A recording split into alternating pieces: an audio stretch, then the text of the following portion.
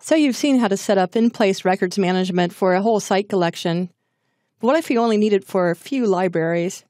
For example, maybe only your HR department or your legal department needed to have records declaration set up, but your other departments or other libraries did not need to have it. Let's start by taking a look at this library settings to see that it is the default setting.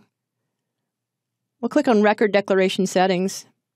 You'll see that it's set to use the site collection default setting, which is to allow the manual declaration of records. Let's click Cancel. Now let's go to the settings for the site collection and click Site Settings. Scroll down to Record Declaration Settings, and under Record Declaration Availability, you'll see that it's set to being available in all locations by default.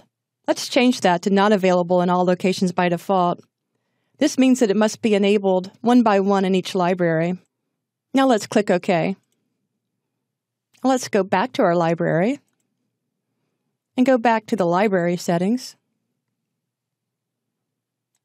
and click on Record Declaration Settings.